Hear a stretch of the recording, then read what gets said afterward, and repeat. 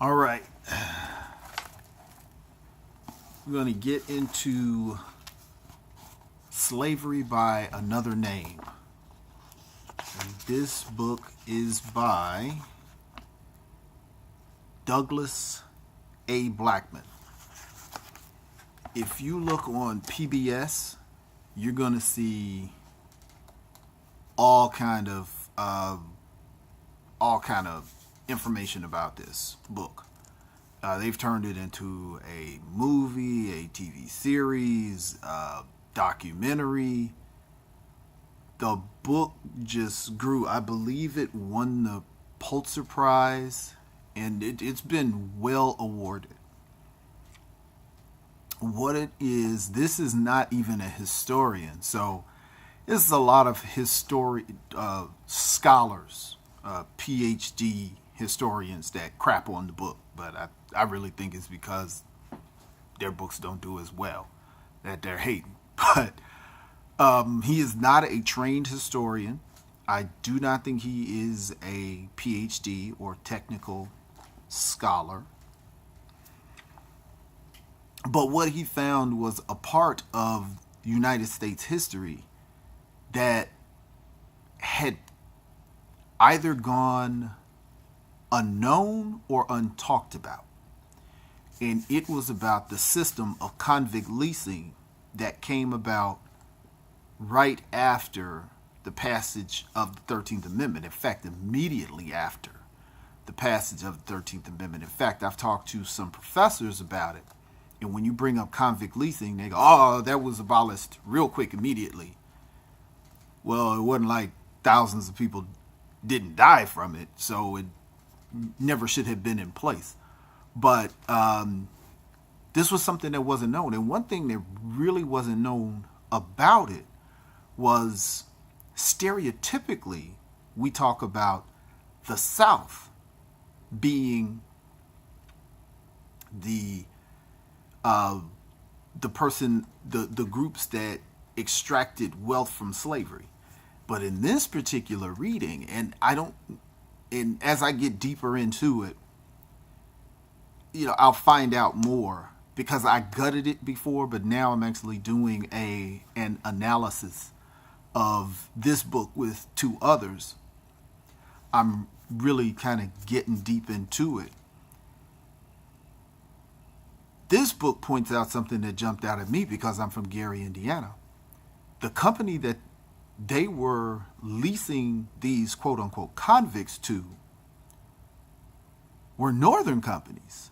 And in this particular book, it was a coal and iron rail company that was a subsidiary of U.S. Steel. Now, I know U.S. Steel is a northern company based in Gary, Indiana. I have been in the headquarters of U.S. Steel many times in my life because I am from Gary, Indiana. So I also know the history of U.S. Steel. U.S. Steel was built by Andrew Carnegie, the big philanthropist, billionaire.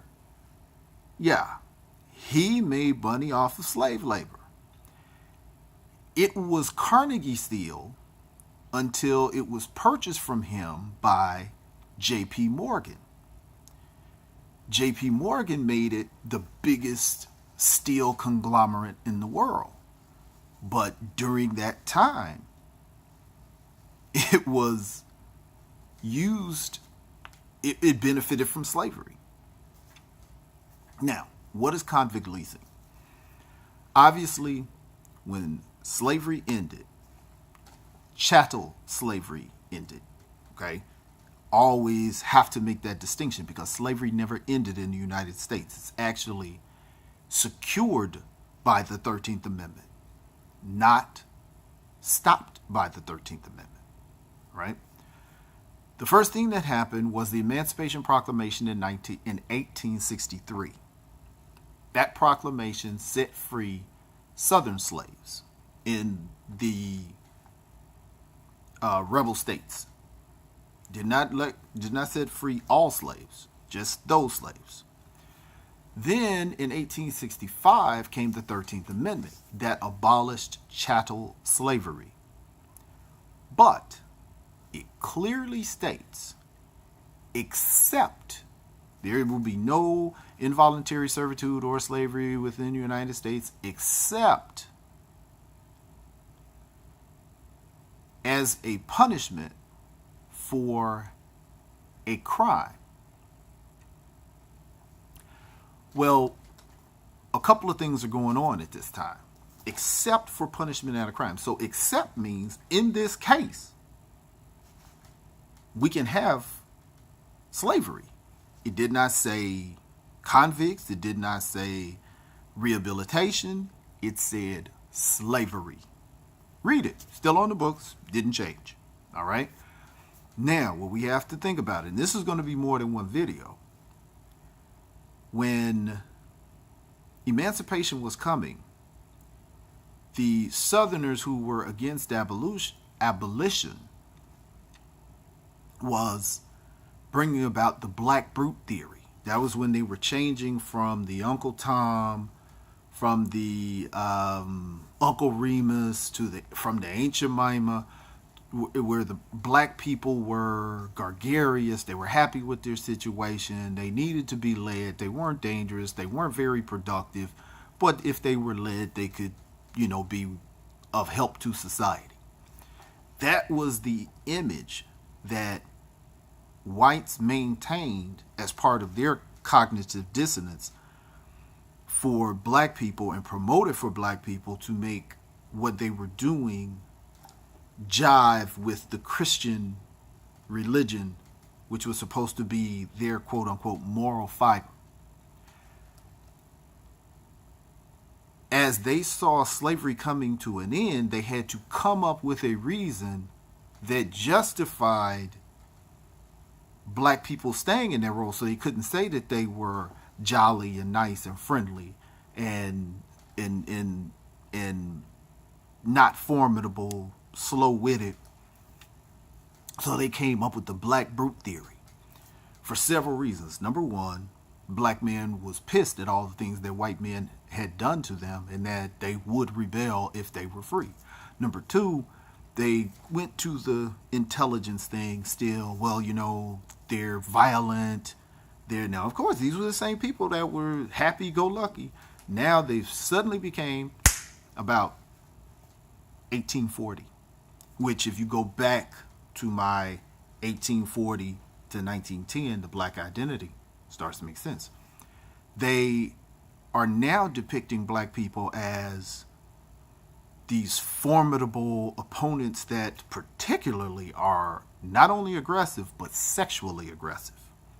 So this is the beginning of the new black identity that exists today, the identity of the criminal that is directly consistent with the 13th Amendment.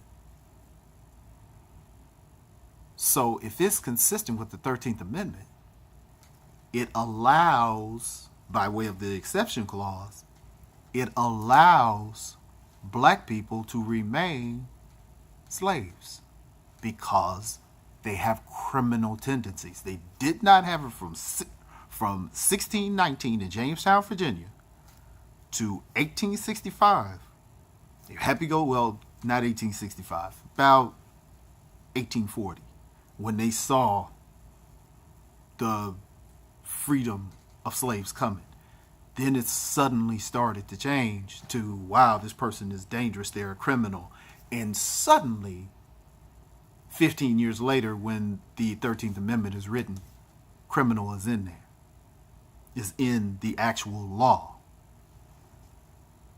Don't forget, 1914, we had Birth of a Nation that showed the black man as this criminal that was the film was screened in the White House. So this was a major focus in United States culture. And if you don't believe that film was successful in making a depiction in American society. Not only was the black man shown as a rapist and a criminal and a formidable opponent to the white man, but in that movie, that was the first time a cross was burned by the Klan. The Klan had never burned crosses before. The director just thought it made a good cinematic look. But in American culture, that burning cross is as synonymous with the Klan, which was not true, as criminality is with black people in incarceration. Now, we're over 10 minutes, so we're going to have to come back and pick up with the actual convict leasing. Douglas Blackmon, Slavery by Another Name.